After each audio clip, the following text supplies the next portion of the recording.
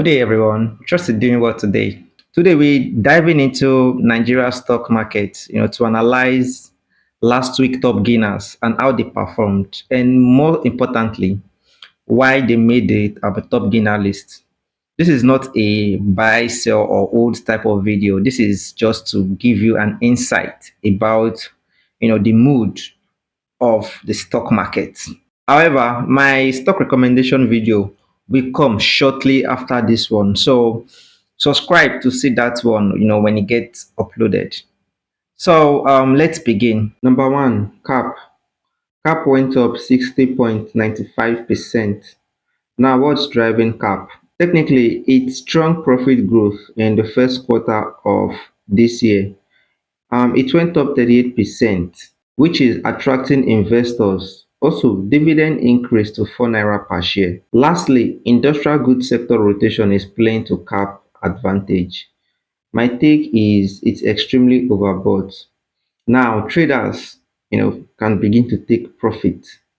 Number two, Dangote Sugar. Dangote Sugar went up 34.43%. Now, what's driving Dangote Sugar? Strong profit comeback story from loss to making, 20.6 billion naira profit just this first quarter. Then another thing is lower raw material costs plus FX stability. This is actually boosting Dangote Sugar margin. Lastly, consumer goods rotation sector.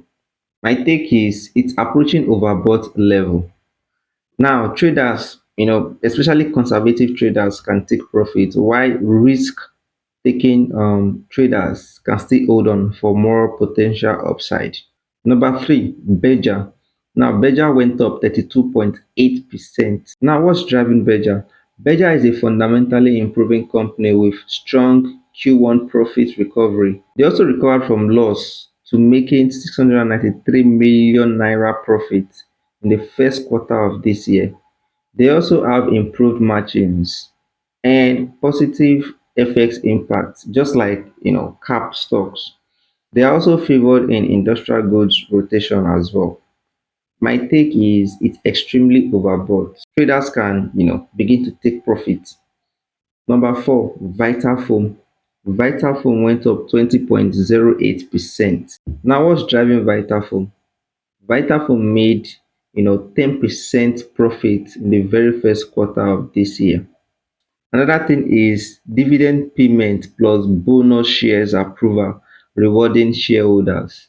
Lastly, consumer durable sector rotation. My take is it's extremely overbought at this point. Traders can also start taking profits. Number five, TIP, which is Initiate PLC.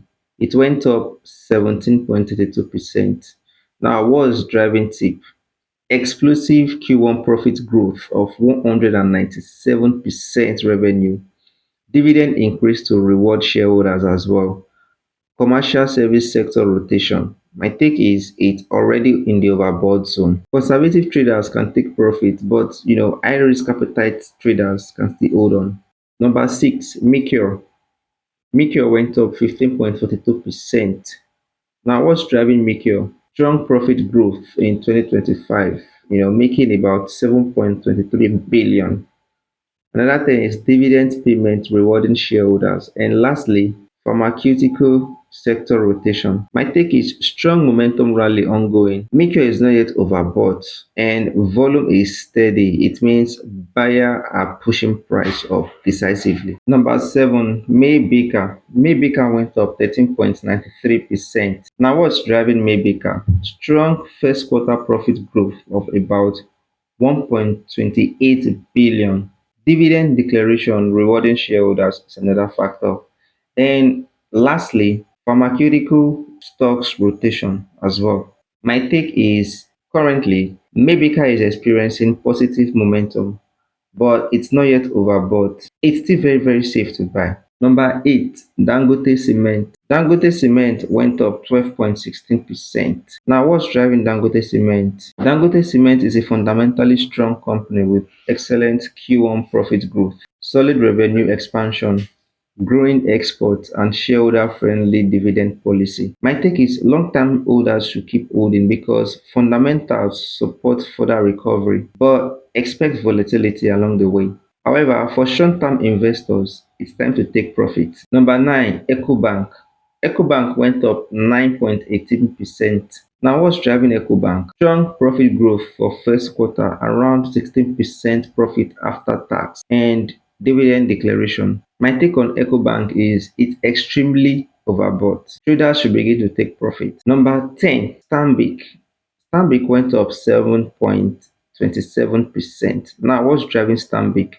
Strong first quarter profit growth of about 42% profit before tax. Also, dividend declaration rewarding shareholders. My take is Stanbic is safe to buy and it's currently gathering momentum for one strong push up.